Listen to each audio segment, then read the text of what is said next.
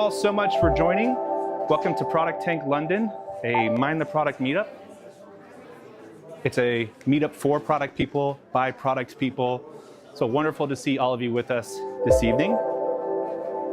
Here's a quick agenda. So we're going to spend about 10 minutes just doing a bit of a ProductTank London, a Mind the Fireside chat. It's going to be me and a director of product here at Wise. Meetup for product people. We're going to have a short break for about 15 minutes. So wonderful to see all of you with us this evening. So you may have received an email. Here's a quick agenda. So we're going to spend about 10 minutes just doing a bit of a ProductTank London. So we'll have some QR Mind the Fireside chat. Feel free to scan those. We'd love to get some more questions. Meetup for product people. We're going to have a short break for about 15 minutes. So wonderful to see all of you with us product evening. Other questions that you may have received an email. Here's a quick agenda. So much for joining. 10 minutes just doing a bit of a ProductTank London. We'll have some QR Mind the Fireside chat. Feel free to scan those. We'd love to get some more questions. Meetup for product people. We're going to have a short break for about 15 minutes. Of course, we're going to have a community product evening of myself and the other organizers. Here's a quick agenda. So much for joining. 10 minutes just doing a bit of a ProductTank London. We'll have some QR Mind the Fireside chat. Feel free to scan those. We'd love to get some more questions. For product people. We're going to have a short break for 15 minutes. Of course, we're going to have a community product evening of myself and the other organizers. Here's a quick agenda. So much for joining. 10 minutes just doing a bit of a ProductTank London. But also provide the food, the drinks, accommodate our videographer, right? So that's another way to get involved. You can reach out to myself or to any of my fellow organizers and talk to us. You can also write for mindtheproduct.com. So if you have an interesting story to tell or some interesting insights that you want to share with the broader product community, they're open for submissions. You can find out how to write for them and just submit a submission to their editor on their website.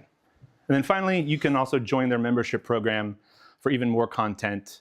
They've got a big Slack community of thousands of people, and it's a great way to get connected, whether you're 10 years into your product journey or you're just getting started.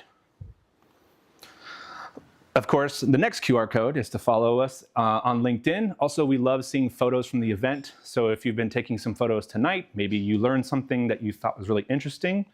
We, of course, always appreciate it, since that gives people a way to also learn about the ProductTank community and join us.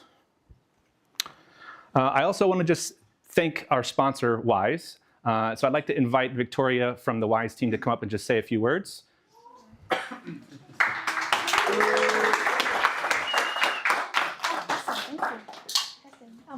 Is this on? I think so. Yeah, thank you. So yeah, thank you so much, everyone. Maybe not. Now it's up. No, there you go. Okay, thank you. So yeah, thank you very much today joining us. So as we get started, one of the many QR codes that we have, so you will see on the screen as well as some of the on the table as well. So please scan them through and join our talent community and stay in touch with us after today. And you can also check our career page for any openings, latest openings. And don't forget, some of our product managers and our talent team members are also on site today. So feel free to check with them when you chat more about Wise. Thank you so much. I understand Wise is hiring, is that right? Not for me, but maybe for many of you. Wonderful. Okay. Well, so that's really it for the intro. This is the last QR code for a while, but this is to open up Slido. So if you want to submit any questions, so I'll be moderating those after we have a break after our Fireside chat.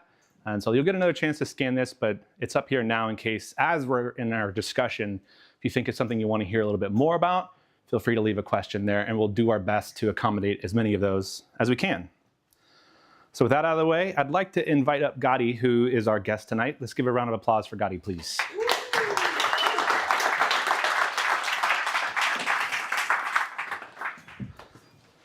A question there, and we'll do our best to accommodate as many of those as we can. I'm a guest in my own home. So with that out of the way, I'd like to invite up Gadi, who is our guest tonight. I don't Let's give a round of applause for Gadi, please. What did I do with my questions?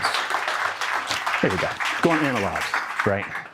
Can't trust my phone to not distract me. And we'll do our best to accommodate as many of those as we can. Thank you again for joining me. So with that out of the way, I'd like to invite up Gadi, who is our guest tonight. Let's give a round of applause for Gadi, please. Can you tell us a bit about Wise from an insider's point of view? There we go. Going analog, right? Can't trust my phone to not distract me. We'll do our best to accommodate as many of those as we can. Thank you again. So with that out of the way, I'd like to invite up Gadi, who is our guest tonight. How many people used Wise in the last month? Okay, fewer. And how many people here just gonna leave my hand up. Wise is one of their top main accounts? So you can see from this is maybe you can think of what our future is and what we still need to do to fulfill it. So Wise, in Wise we have a mission. We actually talk about the mission all the time. The mission is what we call inside mission zero. Mission zero. And the mission is money without borders, instant, convenient, transparent, and eventually free, and we mean every one of these words. And maybe the best way... Maybe I should first say, we moved 150 billion pounds in the last year across borders. And the chunky amount also within countries, so between what we call same currency, USD, or GBP. 70% of those transfers were instant, so that's the instant. Our average price is 0.57, which is the lowest ever, and went down in the last year. So that's the eventually free. And hopefully it's convenient, you tell us, and we are very transparent with our customers. We'll walk maybe through a few examples on this. But the best way to explain it maybe is to start how we start things here at Wise, is start with the user problem. So the problem is, why do we have a mission? The problem is that there is no international banking system. There are only national banking systems. And the reason is very clear. A banking system or an economical system is an element of sovereignty. So therefore, you cannot just open it to everyone. You need to regulate. You need to make sure that you don't get any kind of thing that you want to get, like financial crime. Gergo from the financial crime tribe is here. Therefore, the only way to move money up until 15 years ago or 20 years ago across borders was with something called SWIFT. SWIFT is a messaging system. Your money moves with a tag. It's like snail mail. Okay, your mail goes from one place to another, from your post box to a neighborhood post office, and from there to a regional one or a municipality one, and then it goes to the national one, then it flies on a plane, and then it does the same on the other side, right? Whereas an email, which is the revolutionary thing that happened 25 years ago, you upload text to a server, this server is duplicated to another server, and then 1 second later it's on the other side of the world. That is more or less what Wise is doing. So we split every international transfer to two local transfers. If you send GBP 1,000 pounds to 2,000 Australian dollars, you send us GBP, we send from the other side AUD. On both sides, it's a local transfer, and then the money moves in 3 seconds. That sounds very easy, but it's more difficult than just sending an email, because money just doesn't move. You need to use the rails in each country, so you need to connect to those rails. For example, here in the UK, when you send money from Monzo to HSBC or from Lloyds to NatWest, you use something called faster payments or back, so you need to participate and be part of that. You need to be regulated for this. You need to have a license for this. You need to do the same in Australia. But it's not only connecting technically. You need to comply with the regulation. You need to make financial crime checks, anti-money laundering checks. You need to do all of that. Sometimes, which is really complicated, you will have a person living in the US and have a company that is registered in Germany, and they move GBP to Singapore dollars. You may have 4 different regimes over there. Not always, but sometimes. Now, you can solve this problem for one transfer or one customer, but if you have 30 million customers, 150 billion, millions of transfers every month, and you do this in 3 seconds and cheaply, this is not that easy. So this is what we try to do here, why we employ so many people, and why we are trying, like we call it a mission, because it's pretty difficult. The reward that we get is that we solve users' problems. So how many people here moved to the UK from a different country? How long did it take you to open a bank account here? Yeah. So I remember this vicious cycle. So I found a flat, and I was like, okay, my wife and I, we want to rent this flat. And he was like, okay, what's your bank account? I went to the bank account. It was like, you need to have an address. I was like, I just rented a flat. Where is your address? Can I see it on your bill? I was like, I didn't get a bill. I'll get a bill in 3 months' time. Come back in 3 months' time, right? Today, if you want to move from here to the US, you click on a button in Wise, and you get local account details in US. If you want to get paid by somebody, if you do some kind of a small freelance work or you're a company, you click on a button, you can get paid. If you want to relocate from one country to another, it's much easier. If you want to send money back to your family or to your friends, all this is done much more easily. So our reward is to see all those problems being solved and all those customers, like we made their life easier and we made their financial life easier. There's no shortage of immigrants in the world, and wouldn't be in the next few years, although not sure that everybody will agree with me. So that is how, like, the reward that we get. The way that this mission is used internally, and a few advisors can say the same, we almost use it every day, and we use all those pillars. This is how we measure ourselves. And we use this to kind of understand whether we're doing something in the right direction or not. So let's take 2 examples. Price. Most companies price with willingness to pay, right? They run some survey or they do some tests and say, let's get to the highest price that we can and get the biggest margin that we can. So reduce cost, increase price. That's what they do, right? We don't do that. We charge the minimum that we can. And the minimum is how much is our cost, plus the margin that we promise to the market, and this is how much we charge. We want to reduce price, we will reduce cost. We don't need to justify reducing price. That is our mission, mission 0. And transparency, for example, it's not only about being very clear and providing what we call mid-market rate, no hidden fees, which is what we say all over the world. It also means that we need to be very clear with customers. So when we do copy, when we think about communication in the product or outside of the product, it's like we need to be fair and we need to be transparent so customers understand exactly what they pay for and why they pay for that. So that is like how we eventually, it leads us into how to deliver the product. That was a bit of a longer than just 3 seconds, but I hope it was more revealing internally from just like looking at our website. I could have sent a lot of money during that time, so thank you. Well, look, I've got a lot to cover with you today, but I also want to make sure that the folks here kind of understand a bit more about your product career journey and what kind of led you here to Wise today. Yeah, I'll focus on my life at Wise. I'm not that young, so it might take a while to go through all my career.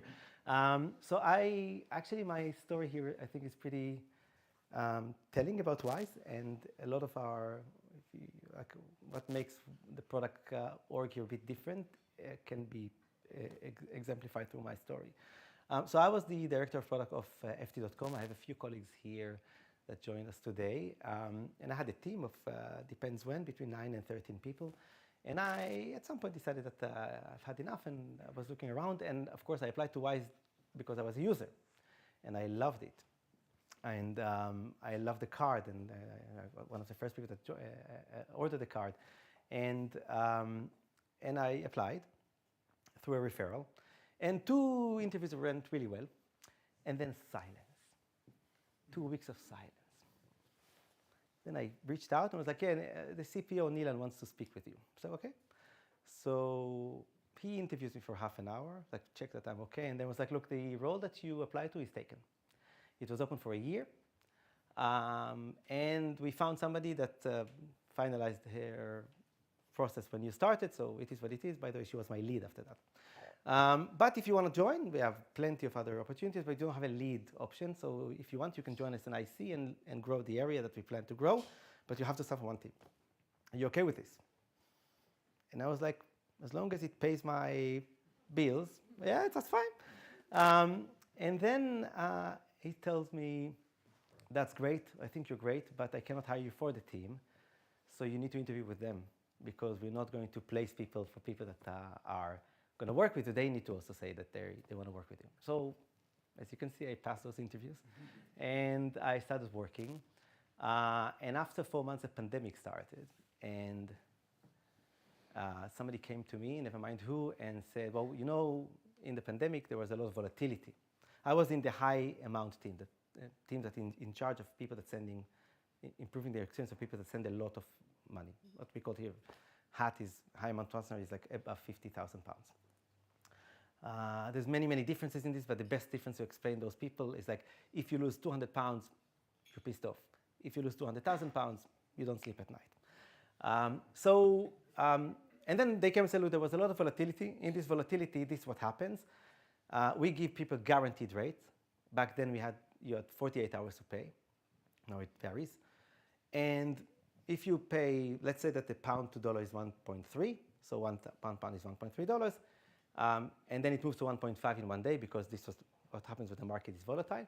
So if you're sending pounds to dollars, you're going to cancel and start again, because you're going to get more dollars per pound. If you send dollars to pound, you're going to keep it, right? Because you have now benefited from that. So it's very one-sided.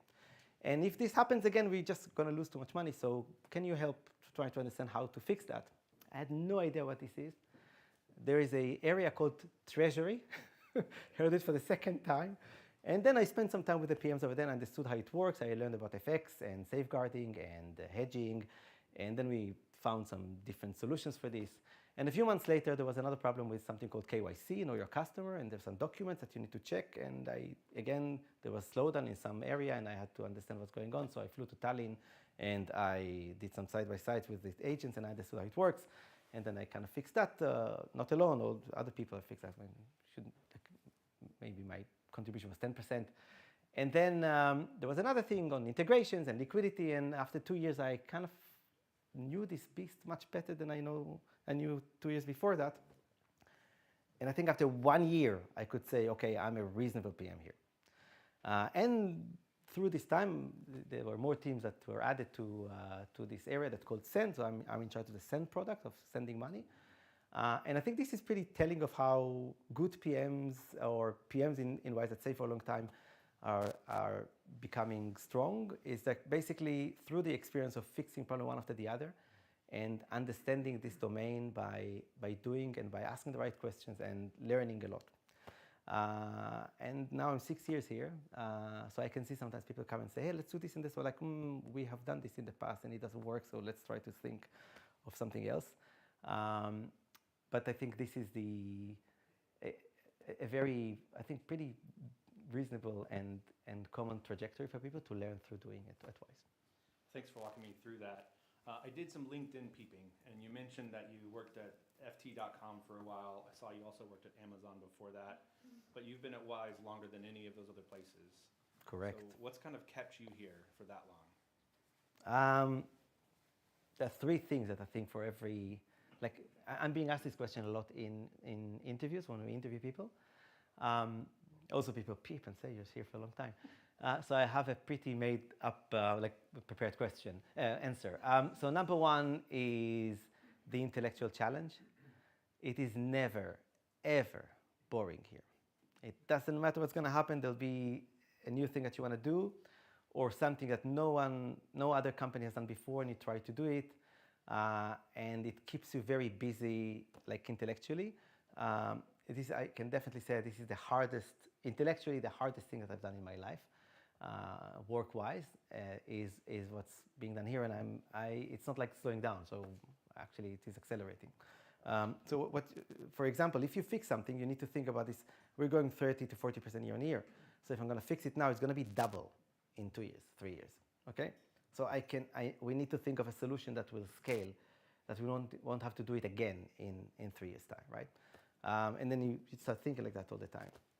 The second thing is the level of autonomy, and that has two lanes. One is internally at work. PMs have a lot of autonomy. It comes with accountability, but in many cases, what we believe in is that people that are closest to the problem are the best ones to solve it. So in many cases, nobody's going to tell you how to solve the problem because nobody knows how to solve the problem. And then you are basically, you own a problem space. You take the problem space, you split it into small problems. You say, I'm going to start here. You get advice from the top, from the bottom. But basically, this autonomy is pretty strong and much more stronger than I've seen anywhere else. And the second thing in autonomy is like your work-life balance. The autonomy over there is like, I have 2 daughters. I never ask of anything. If I need to go to school, if I need to be with them, I don't. If I'm going to ask my lead for this, it's like, why are you even asking me? And I'm saying it to my team also. Like, I don't want to. Like, you take care of your life. If it's more important, I trust you 100%, and I know work is going to be done.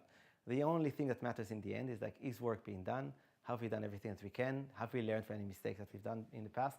And that is pretty telling here. And the last thing is like, there are great people here, which I enjoy to go to work and spend time with. It's the second I spend, like the only one place that I spend more time in is home, right? So it's pretty important to be with people that you like. So thank you so much for that. Now we understand quite a bit about the product, know a little bit more about you. I think a lot of people here today, and maybe those watching online, would like to understand a bit more about Wise's product org, right, and kind of how it operates. And so what can you tell us to understand a bit more about what that's like from an insider's perspective?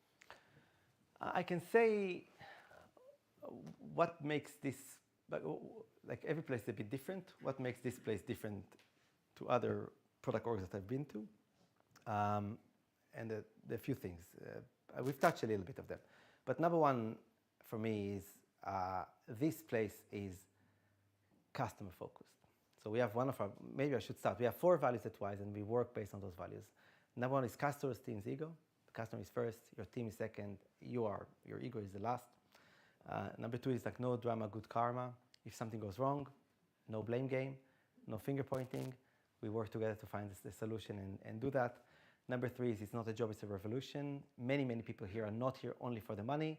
They're here because they like what they do and they really believe that we're changing the world. And number 4 is we get it done. So it's like no fluff, and we do stuff to like have an impact. And the end game is eventually what impact did we have based on the 4 pillars that I mentioned. So then you can apply this to the product org. It applies to every part of the org. But let's talk into products. So number 1 is very, very customer focused. Almost everything that we do starts with a problem or an opportunity that is based on, like, for the customers. And the way to do it, one of the product leads here, Ilya, put it in the best way. What is a product roadmap? You read NPS comments, you read contacts, you understand what people complain about, you understand what their wish list is, you quantify it based on the number of people that do it, and then you have a product roadmap. And that is actually pretty accurate. Today with AI, you can do it even more thoroughly. But this is what people do. They go through NPS comments. They read many, many NPS comments. They have a domain. They say, OK, I'm going to read this. I'm going to understand why people reach out to us. We understand what the contact rate is, how many people reach out for every transfer. And then you list all those problems and you say, okay, we're going to fix this problem. The business outcome is there, but it will come as an output of this, not as an input. Meaning eventually we'll say, if we solve this problem, more people are going to onboard, more people are going to be retained. Their volume per customer is going to be higher, and eventually we measure everything by volume. We know how to monetize volume, then that's fine. So that is very clear and I would say almost pure, and I haven't seen that in other places to that level. The second thing, and I think I've touched that already, is the level of autonomy. And as I said before, PMs own a problem space. They fully own it. So we own the send problem space. Then we split it to the different team, and each team owns a problem space. We rarely tell the teams what to do, unless we find out that they struggle, so we can help them, because we believe that they are closer than us to the problem, and they can tell us what needs to be done in each one of them. So there is strategy, and the strategy but the strategy is just a lane, and inside the lane, each team can decide what to work on and how to work on that. That comes with a high level of autonomy, with accountability, meaning like you own like this domain, and people expect you to then tell us what to do over there, and what kind of problems to solve, and what solutions needs, and what are the KPIs, etc., etc. The third bit is the impact or the focus on execution. PMs here are much more hands-on than any other place that I've worked at. I can tell maybe interesting stories about this after I finish the. You need to know the details of what's going on in order to help the team to move. If you don't know the details, you won't help your team to move faster. If you have a superpower, so if you can query, if you can SQL, if you can design on Figma, if you can code, then that's going to help. It doesn't mean that you need to be an IC to that level, but it will help you to move faster, and that's very, very important. And the last thing before I tell the story is it's a humble place. There are no offices. Of course, nobody comes with a suit. The CEO, the CPO, they all sit with us. In many cases, it's an ambitious place, but people are nice and humble, and they will ask you questions, and through that you can understand how to move faster and not like tell you what to do and think that they are smarter than you. Especially your leads, they usually will help and be curious, but assume again that you should know more than them. I'll give you an example. That was like 4 years ago, 3 years ago, and I had a few teams, and one of the teams was the team that I was the PM before that, so the high amount team. And in many cases, when you send a large transfer, we are required to check what is called source of fund, the origin of your money. Basically, is this money legit or not, or is it originated by selling drugs and weapons? And then this is like basic thing that you need to do. You need to ask where the money is from, and then provide documents for this. And the queue for that was 3 days. So imagine you move 300,000 pounds to US dollars. You send us the money. You don't see it for 3 days. We waited a week, 3 days. Another week, no change, 3 days. Another week, 3 days. Another week, 4 days. Another week, 5 days. Like, okay. And then I said to the team, I don't think we have a choice. We have to shut the service. We have to block the service. We should not allow customers to send more than X. And this is, of course, crazy. How can we do that? I was like, if today is worse than yesterday, and yesterday is worse than the day before, then why would we think that tomorrow is going to be better? It's probably going to be 6 days. And then created a lot of havoc. One person comes to me and say, finally, somebody is doing the right thing. And this was Nilan, the CPO. And I was like, why didn't you tell me before that to shut the service? He was like, I told you, but you didn't listen. I was like, well, you could have told me, not tell me. I was like, well, if I told you, then you would do this because I told you, and you wouldn't really believe in that, you wouldn't understand that. So it took you another month or a month and a half, but eventually you do that and you're going to solve it much faster. Then we blocked the service, and 2 weeks later, Chris, so the CEO, comes to me and say, what's your plan to open HAT, high amount transfers? And I say, they do this and that and this. It's like, did you do side-by-sides with the agents in Tallinn and in Budapest? And I was like, yes, of course. I said, did you do the job, or did you watch them do the job? I said, I watched them do the job. It's like, not good enough. Go back to Tallinn and do the job. I did the job last week.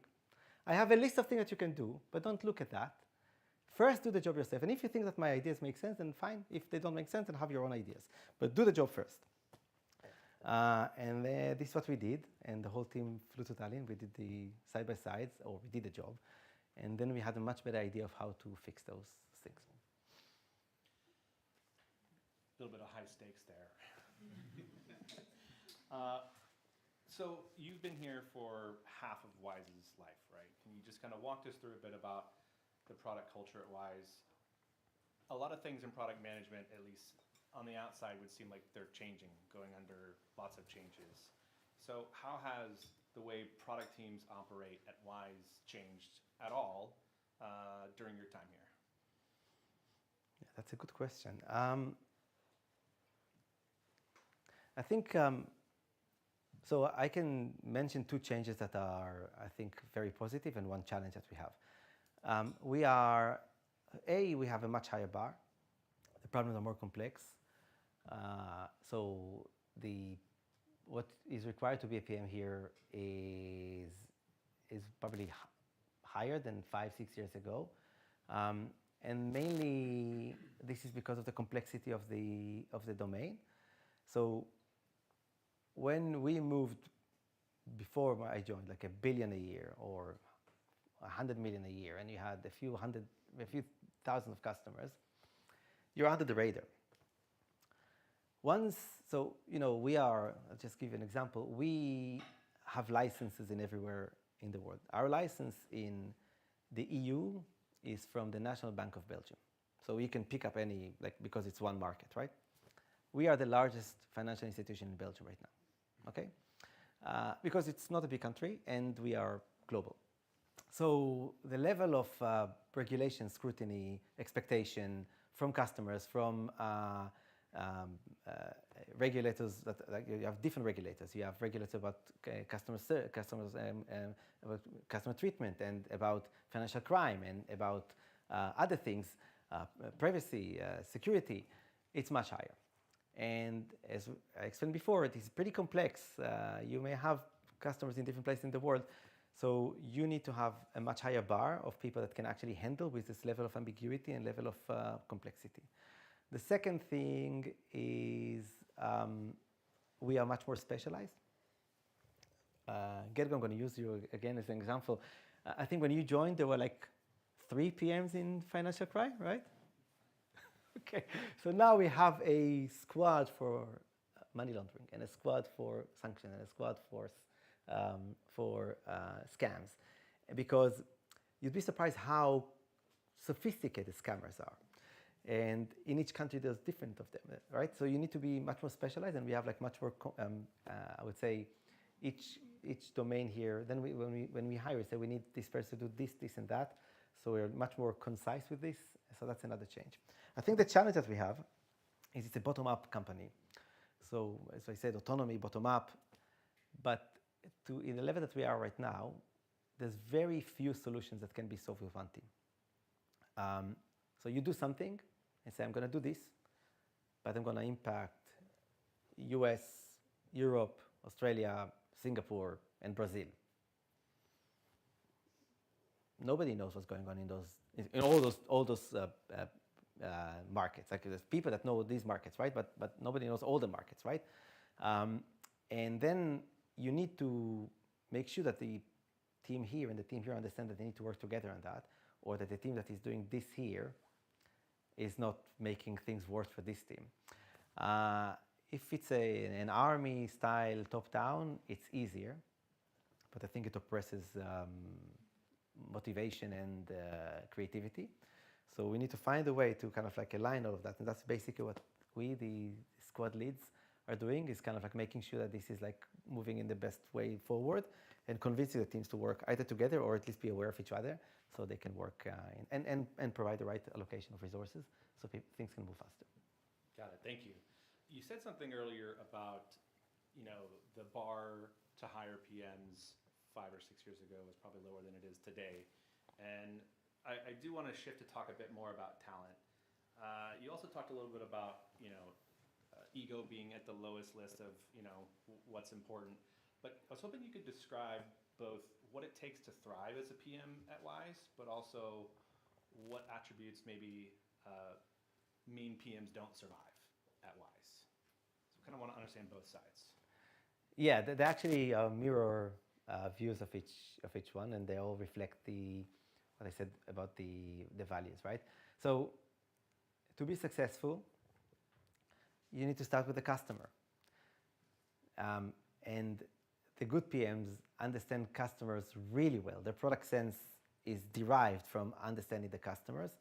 They speak with many customers, they read a lot of NPS comments, they read a lot of contacts, and they understand exactly what the problems are. They have it in their system 1, not in the system 2. The second bit to be successful is to deal well with ambiguity. And again, I'm going back to the same thing. Like in many cases, I'll give one example, okay? One of my ex-team members, Oli, he's not here now, but so he was one of my best PMs. And one day, one of the product leads came to me and said, we have this problem. Can you lend us Oli? So I went home, I was like, I'm going to suffer. But that actually is more important. And the problem is like, we need to validate addresses, okay? Then you throw a person into this problem. It's like there's no like how, why, like where to start, what kind of solutions to use, what's out there that we can use, what we can build internally. And that level of ambiguity is like, not because somebody knows and we want to see how you're doing it and we'll give you a hint, like nobody really knows how to do it. At some point, like, okay, I understand that I need to tell people what to do. So you need to be able to deal with it and not get really lost or panic in this kind of environment. The third bit is execution.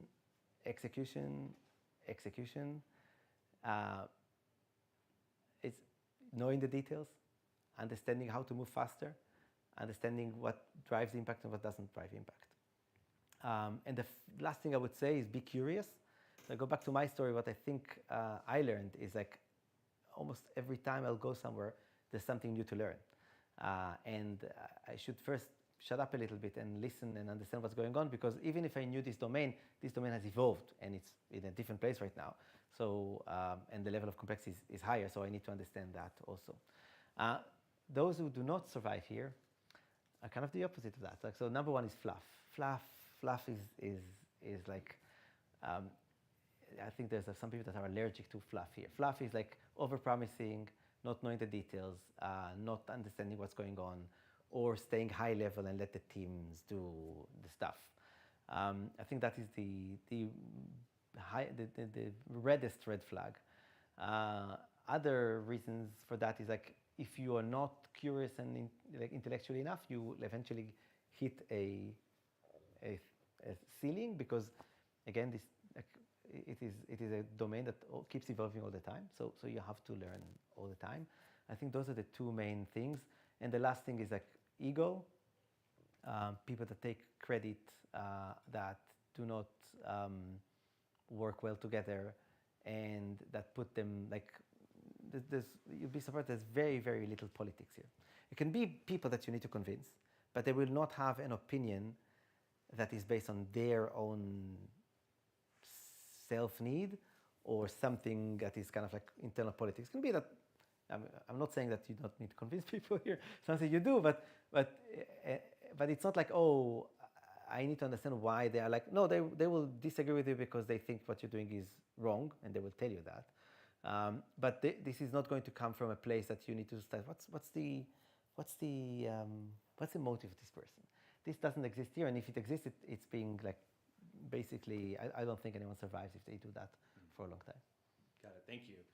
I want to talk about hiring for a bit, right? So I stay really close to this.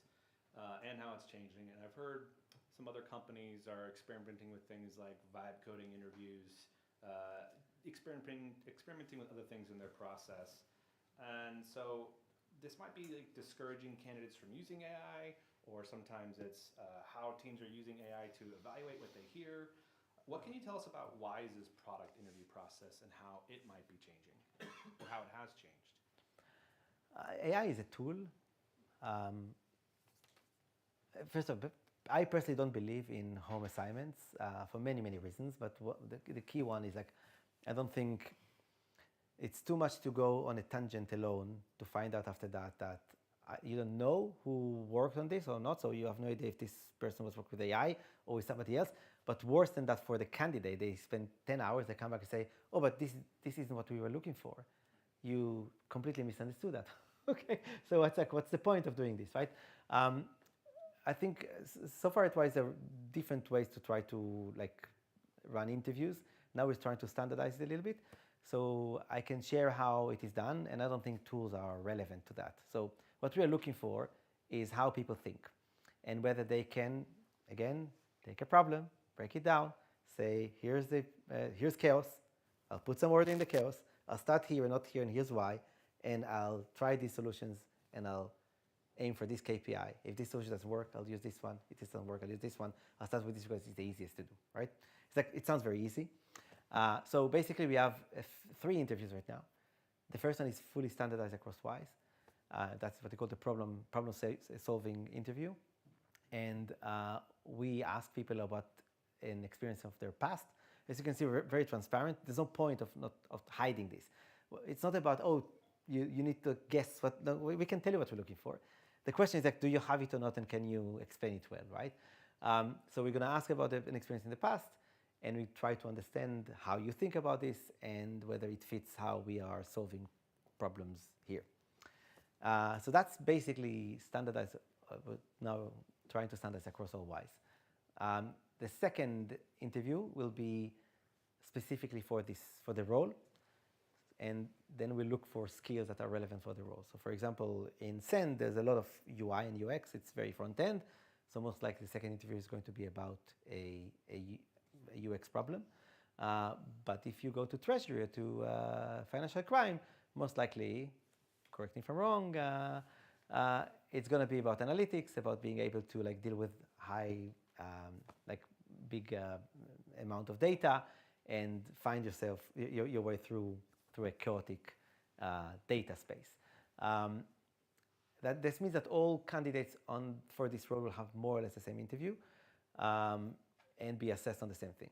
The third interview is customized for each person. So the first one is standardized across Wise, the second one is standardized across the role, and the third one is basically looking at the first and the second interview, and whatever is missing or we haven't covered, we share it with the tribe leads, and the tribe leads are going to interview and see if this is like working or not. But in all of those 3, there's one commonality, which is like, how do you solve problem? What level of complexity of problems did you solve? And how do you communicate that? So can you solve complicated problems in a simple way?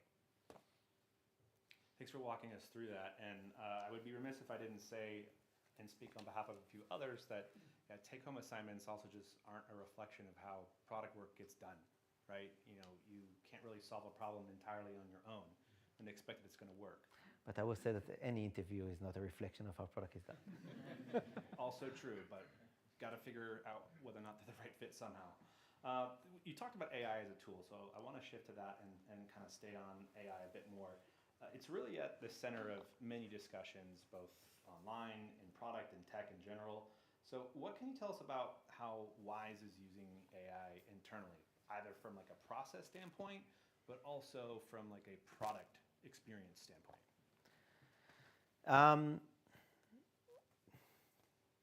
This area is, like, I can say something today, we'll meet in a month, it's going to be different, right? It's like it's changing in front of our eyes, so I don't think anyone can have nailed it.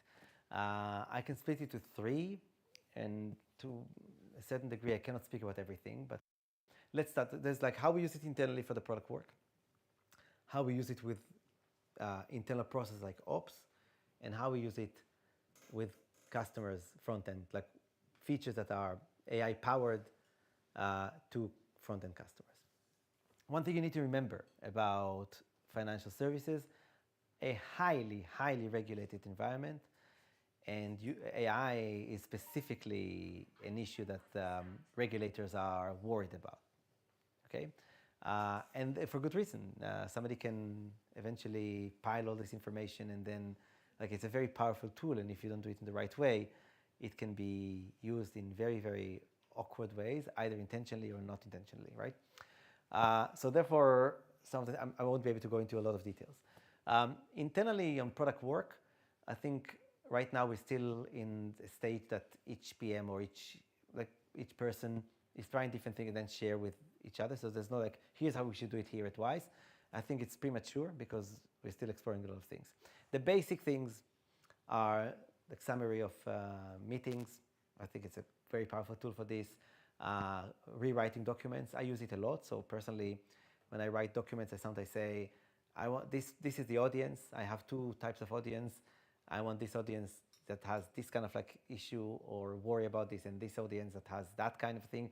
And I think that's very useful to like understand how to use and change language. The more sophisticated, I would say more personalized things for Wise, I mentioned NPS, contacts. So if you want to read 200 contacts, I sometimes have what we call 5, 10, 15 touch points. So back and forth, the difficult ones, the one that, you know, people are not happy. That might take you a day to read 50, to understand really what happens, right? With AI, you can actually do that, but you need to have the right prompting. So it's not like throwing everything into AI and 2 minutes later you get something that's going to be rubbish. But people are using it for NPS, for contacts, and stuff like that. Some are using it to create prototypes. So imagine as a PM, if you come to your designer, say, instead of a something, you say, here's how I think it's going to work. Of course, it's not going to be beautiful, but I can visualize what I mean, right? That's very, very powerful. So these are the things that we're doing internally. On the upside, again, I cannot say a lot. I would just give examples without mentioning things, right? Processing documents, finding answers to simple questions can be done more easily with machines. I think I'll stop here. The thing that I can actually speak about more is like what we're doing front end, because this is available to you, and when we launch it, we also need to make sure that customers understand that there's AI behind it because of regulation. So I can give one example that actually one of my teams is working on. And this is basically the most difficult thing about sending or submitting a transfer is the details, especially if you send money to a country that you don't know. So, James, if you need to send money to Denmark, do you know how bank details look over there? No. Do they have bank name or bank number? Do they have 5, 6, or 10 digits on their bank account number? Is there anything else that you need to open over there? You have no idea, right? I trust Wise to tell me. Okay. So basically, we allow customers right now to take an invoice or a screenshot, upload it, you can try it, and then we create the recipient and the transfer for you. I mean, you need to click submit, but everything is filled in for you. We even have right now a mirror view that you can see the invoice, if it's an invoice, and see that. So we populate addresses. We understand what so you can say, oh, that we can do it with old-fashioned OCR, right? But OCR only will extract the letters and the words. They wouldn't know whether this is GBP or USD. They wouldn't know where the name of the recipient is, because an invoice can have more than one name. And then we do that. We extract everything, we create a recipient, we create a transfer for you. It's live on 41 out of 50 currencies, including the big ones, GBP, USD, Euro. And when we say live, it means that it's accurate to a very, very high level. So the quality bar is above 95%. So it needs to be really, really good for us to keep it live. I think this is one of the more exciting things that I personally was involved in. The other bits that we do at Wise that, yeah, but I don't feel comfortable to speak about this before. Yeah. I understand. Got to keep some things secret. All right. I've got one more area of questions I want to ask, and then we'll move on to a lightning round and then take a break. So you've mentioned a couple of things in terms of forward-looking challenges at Wise, one of them being just massive scale, one of them being, you end up operating in a highly regulated space, and as you grow, that regulation can tighten. So if you're, looking ahead for the next few years, what really is either the next frontier of customer needs or problems that you maybe expect or anticipate to emerge? I think we know kind of like what we need to do next. So again, our mission stays the same. Money without borders, instant, convenient, transparent, and eventually free. But we started with one product, which was the send product. So basically remittance, you send from bank A to bank B. And if I simplify it, we were a pipe, just a pipe, right? But then we heard from customers that they want to spend with a card when they travel. So we launched the card. And then we heard that they want to have bank details so they can get paid and eventually hold money with us. So now we already allow customers to hold money, and they even get, they can invest it in, and for example, get 4% in the UK for your cash. You don't need to close it for any amount of time. And then you can see where this is going. And our next frontier is on money without borders is not just sending money, it's basically to provide the one and only true international account in the world that can work anywhere as if it was a local account. And that is actually doable if you understand exactly, and this is kind of like how Wise works, like what do we need to do in each market to make it adjusted to the market. And that is probably the next, not probably, this is the next step that we're working towards. Got it. Thank you. And so if you were to zoom forward another 7 years, right? You've been here 7 years. 6. 6 years, almost 7. Very concise here twice. Going to round up. Half of Wise's tenure, right? Whether you're here 7 years from now, or we're just thinking about where Wise is in 7 years, what would you hope that the Wise product org is known for? The product org. Mm-hmm. I wouldn't change a lot. I think those values of like being customer focused, very no fluff, are really, really powerful. I think the level of like trust in the org is really important, really like what I would love to keep, and the great people that are here. I think the challenge in 7 years is probably going to be the balance of bottom up and top down will probably change. I'm not saying it's going to be, I don't think it's ever going to be top down, but if you have just more scale, then you need to have more people that connect the dots in a better way. So I think that is where it's going to go. But I think it should be known for the same thing of like having great people, having a high level of autonomy, and providing the best service and the best output for or impact for customers. Got it. Thank you. So we've covered a lot. We've covered, Wise's background, your journey, product at Wise, a bit about talent, talking about AI and some forward-looking challenges. I just want to close with a couple of like rapid-fire lightning round questions. So all the questions I've asked so far, he knew about them ahead of time. These next ones he does not know, but just quick 1 or 2 word answers should be fine. First one: do you think AI will ever run a product org? No. It will help run a product org. What's something that you would never automate? Wow, that's a very good question. I will not automate fully customer service. I would automate some of it, but I want to say something about this. The first customer I ever spoke with at Wise, he moved money from New Zealand to, I think, Australia. And then everything went well, like I onboarded, so I spoke with customers almost on a random basis. And then he said, yes, I moved this and that and that, and then I called you. It's like, why didn't you call me? Why did you call us? And he was like, I'm moving half my assets with you. I wanted to hear that there are people behind the machine. And I think all of us know that, I reached out to this org and all I got is bots. This is the default right now. And I think the human touch needs to be there, not in everything that you do. A lot of things can be automated, but I would never automate it fully. That's so interesting because, 20 or so years ago, remember hearing these stories at Amazon. Customers used to have to call in and give their credit card over the phone, and they felt that that was more secure than putting their credit card details into a browser, not knowing what could possibly happen with it. Okay, next question. Launch fast or polish first?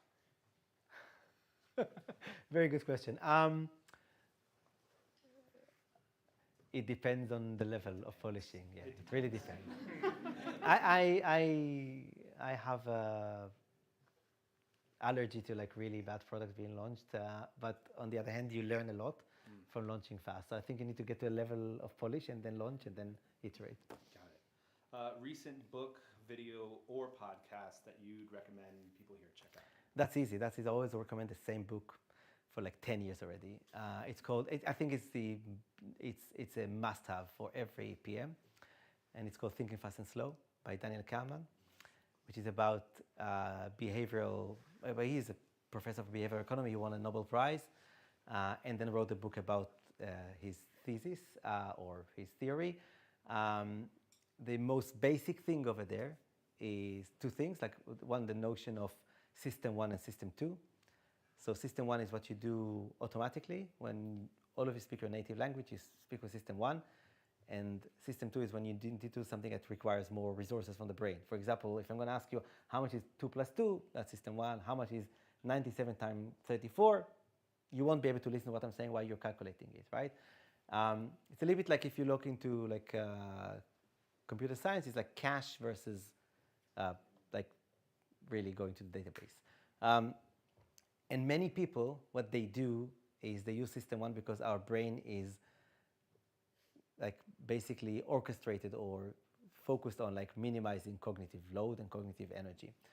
The best example that he gives over there, people need to decide who is the best person to run the country. So they swap a difficult question with an easy one, which is, do I like this person, yes or no? I think it resonates with anyone, no matter what side of you or of the political landscape you are.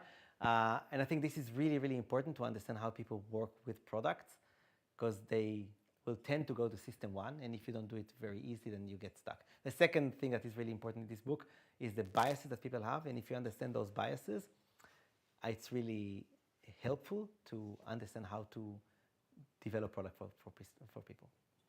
Thank you. Okay, just two more. What's a product you recently discovered that you love? Could be anything. Okay, a year ago, AirPods is unbelievable. I mean, I know I'm very late to this, but it changed my life. I was like, do you know why I didn't have AirPods? Because I'm losing all those kind of things all the time, right? So I was like, it's a 200 pounds earphones. I'm going to lose them as I lost a 20 pounds one. Until I eventually, I think I broke 2 earphones in one day. I was like, I've had enough, and I bought it.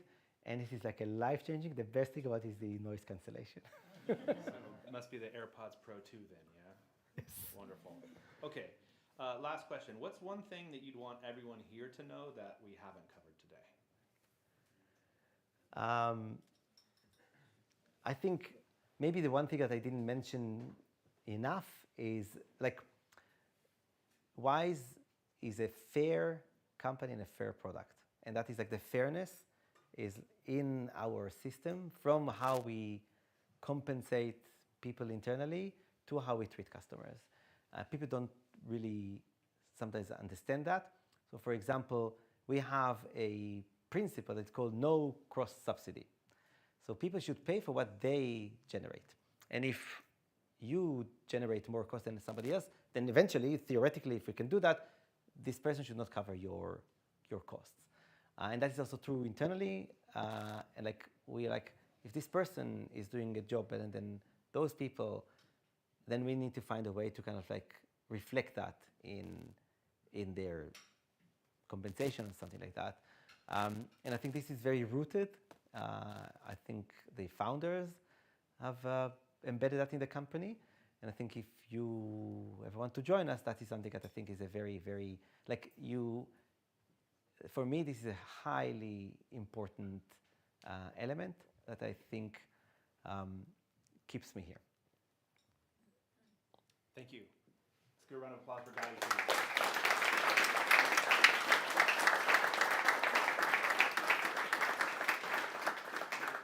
So we're going to take a short break.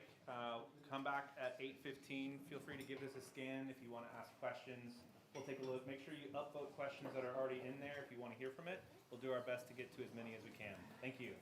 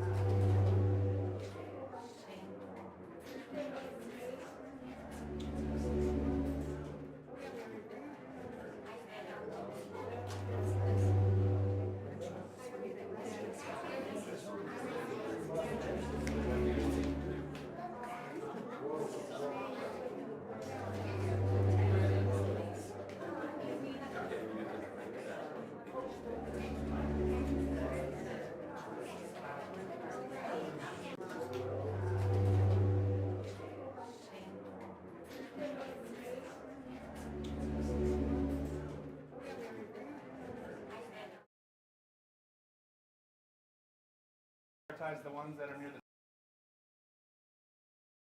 and we'll do our best to kind of address topics that Gadi and I have talked about, at least that we think we're in a good position to answer for you all.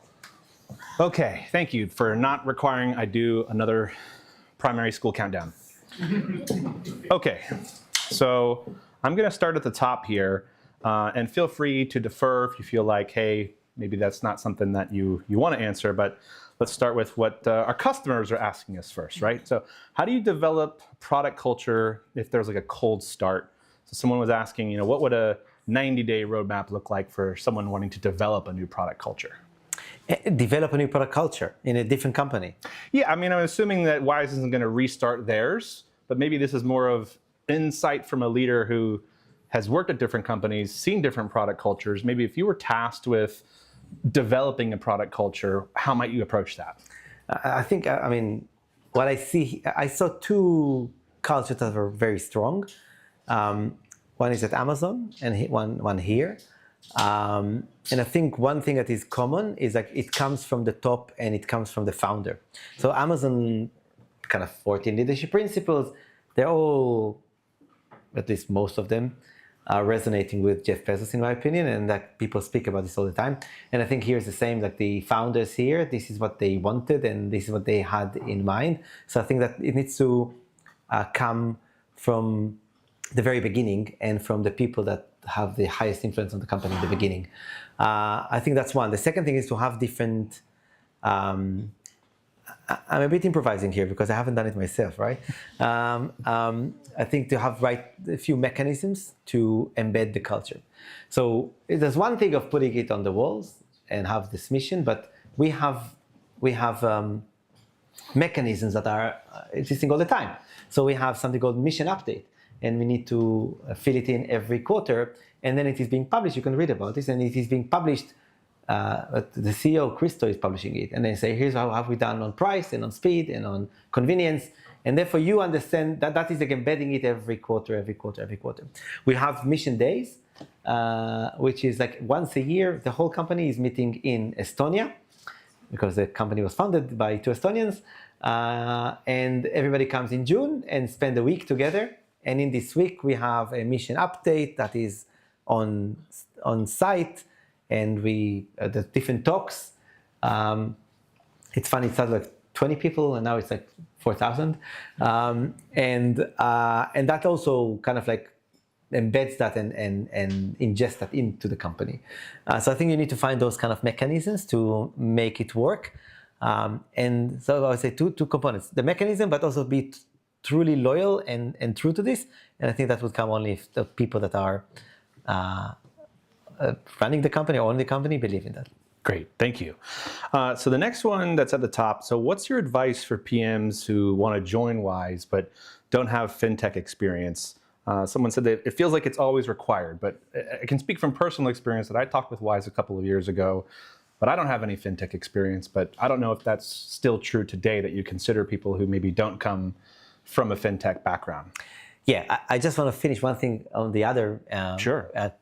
Question. There's another thing that's really important to maintain. The culture is to hire people that are aligned with this culture. So if you have 100 people and then you hire 50 more and those 50 are completely not aligned with the culture, that is how you dilute it, right? So again, we have it in our processes, in like hiring processes, like questions that are specifically about the values. The question about experience in fintech. I'm an ex-journalist and I worked at the FT, and I had nothing to do with fintech besides using Wise and some other banks. I don't think this is, I think it depends on the hiring manager, and I cannot say it is not important at all. I know a few people that say, I'm looking for this person that has this experience, Never mind, one person told me that we found that there are 8 people like that in London. I was like, okay. So that can happen. But I think a lot of hiring managers definitely at Wise are open-minded. I just had a chat about this. What we are looking for is, and that is more important in your CV, is a level of complexity. So there's one thing of how you think and how you do that. But then if there'll be somebody with a work experience that in a domain that was complex, he has a benefit. So it's not about being in fintech, it's about dealing with complexity, meaning, for example, an environment with a lot of data that can be chaotic and you need to put order into that, or serving 100 million customers and they have different segments and they can split into different ways and you cannot just like you have one solution that fits everyone and that's going to be okay. That is kind of the things that I think are more important for us than the fintech specific experience. Got it. Thank you. This next one I really like. So how do you justify your customer-centric mission, which says moving money quickly and eventually free?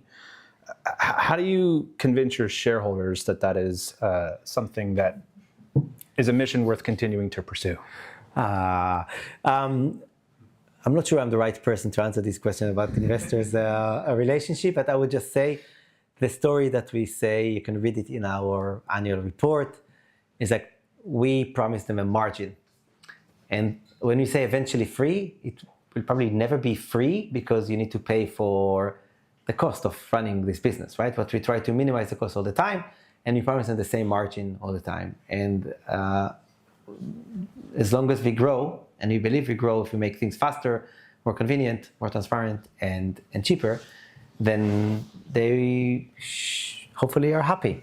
But this is part of like, we are like eventually free in a sustainable way. We never price in a negative margin. It doesn't happen. Got it. Okay, this next one, without naming names, what is maybe a big mistake and a learning that a PM has made it wise, but they weren't fired for it? I have a personal story of mine for one of these. I can tell a story about myself, and I'm here. There you go. Where is Gergo? He's left already. Okay, too bad. So I cannot be specific, but we have made things like there's always tension, healthy tension between growth and risk. Okay, you want to grow fast, and risk are like, oh, don't go right. And at Wise or in fintech, risk means regulation, financial crime, level of appetite of risk that you have. And again, I cannot go through the details, but we have developed a product in Send that allowed people to send money more easily. And then we found out that it grew, but some of it was bad money. So we had to reverse that. And for me, the learning was like our number one principle at our squad right now is like never introduce risk to the system without understanding its consequences, right? So we have fixed that, but that's just an example. And basically, at least the first year of this product was a learning. Yeah, in the beginning, a very high for no good reason, and then a bit of a low to kind of fix that. So the surface area of mine was much lower, but on the day that we launched Amazon Echo, we took over the homepage of Amazon.com, and there was this long typed up letter by Jeff Bezos, signed by Jeff, right? And of course, he doesn't write it. Everyone like writes it for him, and then it's reviewed by 50 people. And then there's 2 people who have to click buttons to put it on the website. I was one of those 2 people. And then we found out a few hours into the day that we had put a typo in the letter. And this is probably one of like their largest moments in their company history at that point. And so no one noticed but me and the other gentleman pushing those buttons. But we ended up telling people that the mistake was made, and we had to do a whole bunch of work to take on it. But I did not get fired. But it was a big mistake. The other guy got fired. No. Not for that. No. Not for that. Okay, we both stayed there for quite a while, and that was, You blamed him, and this is how he got fired. Shared responsibility. We were both, responsible for QAing each other's work, and it's a stressful time. Okay, let's move on to another one here. I'm just looking at some of these questions here that we maybe haven't addressed already. If possible, could you give an overview of the product team hierarchy? So what are some of those key roles? Obviously, you're a director, you got a CPO. What does that stack look like for product? That's a very interesting question because, it is important and not important. So if you want to see the layers, we have basically 2 lanes. You can be an IC or you can be a lead. We start with a associate PM, and then a PM, and then a senior PM, and then a principal PM. Very few principal PMs. And those are individuals, so they don't have direct reports. Some of the principal PM will have, but then they'll become what we call PL1, product lead, or group PM. And then we have group PM, product director, senior director, and the CPO.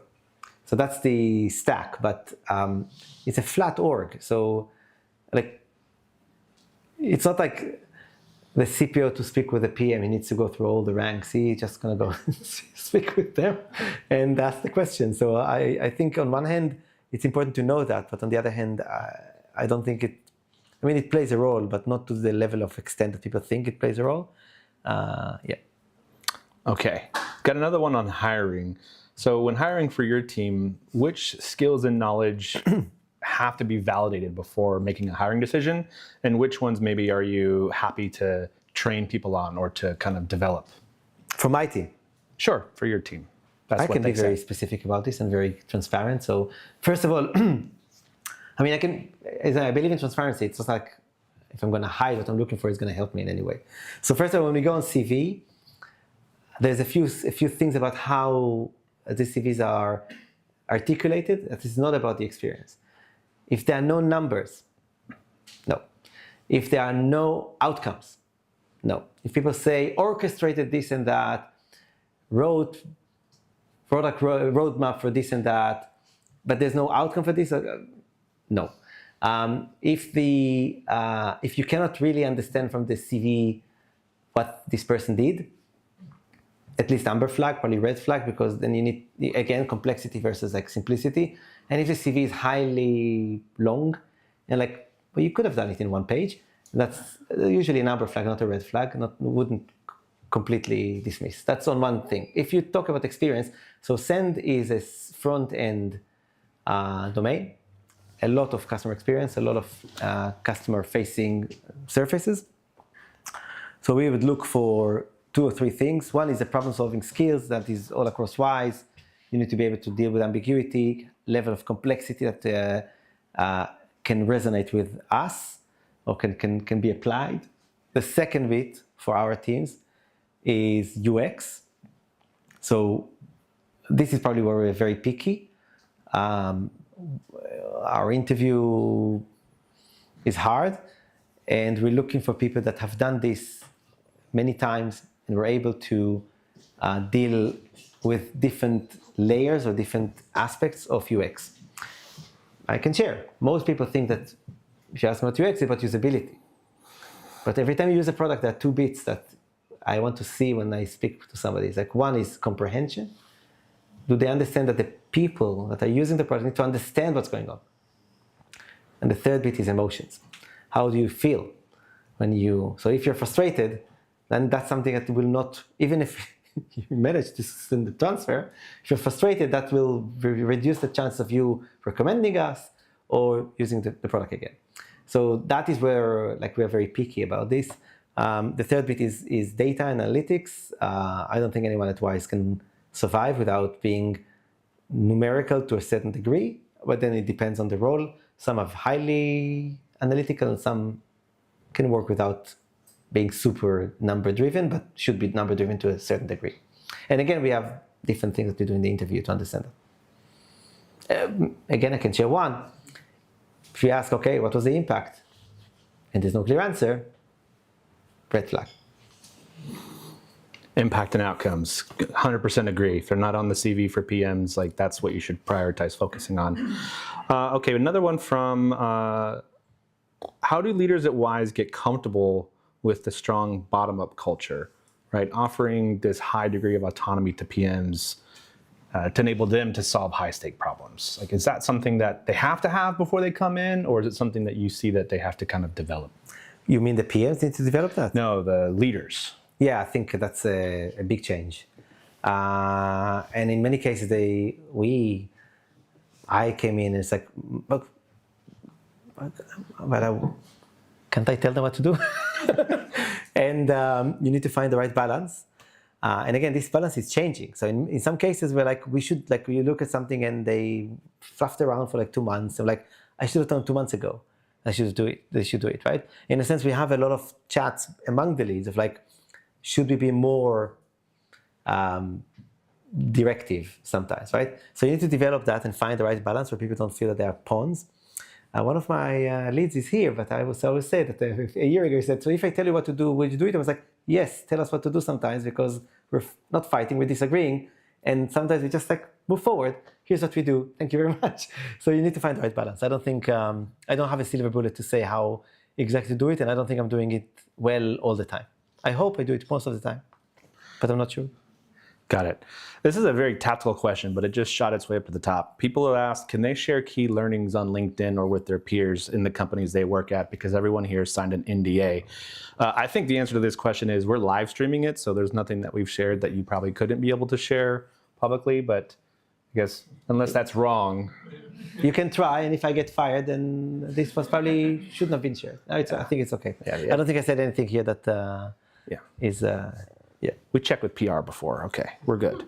Okay, we talked about AI a bit, and so someone wanted to understand about how AI has been impacting product, but let's think about this like in an outcome standpoint. So the speed of the work, maybe the size of teams, or maybe even like the engineer to PM ratio. Like, how have those things changed, if at all?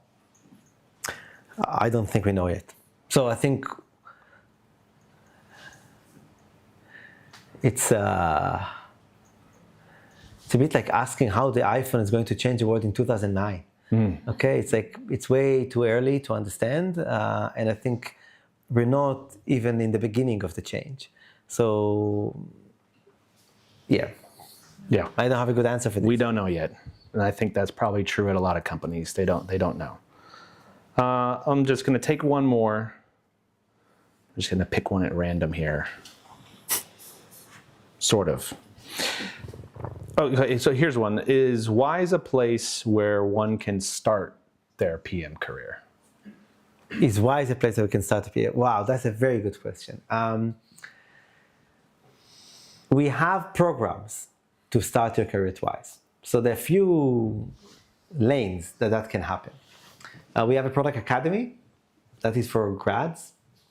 And then they actually have an academy, like a course, and then they join Wise, and there's like a few seats or like roles like that in a year. The other way to do it, which is probably the not easiest but the more common way, is to start elsewhere in the company and then join product. There are a few roles at Wise that moving to product shows really, really good success rates. Payment ops is one of them, surprisingly. I mean, I understand why right now, but for me it was a surprise in the beginning. But it can be from ops, it can be from CS, customer service, it can be from analytics. It can be from engineering. So that is actually happening. I think for us to hire a senior, like if you look at their website, I don't think there's any one role right now out there that is like entry level. And the reason is just once we hire, we need somebody to own a domain. And we're looking, as I said before, like what level of complexity they had before. So I think this is not a place when you're like 30 to start your PM career. But there's a way to overcome that. So you can do some things by yourself, or you can gain experience elsewhere, and then you can try it. I think it's easier when you're like younger, or like on those routes, so you can join a CS and then to do that can probably have a higher success rate than trying and applying to a senior PM role with no experience. I don't think that's going to work. I'm honest. Yeah, well, I appreciate that. Well, Gadi, thank you so much for all of your time, for all of your insights. Thank you to Wise as well for hosting us tonight. Really appreciate it. Let's give a round of applause for Gadi.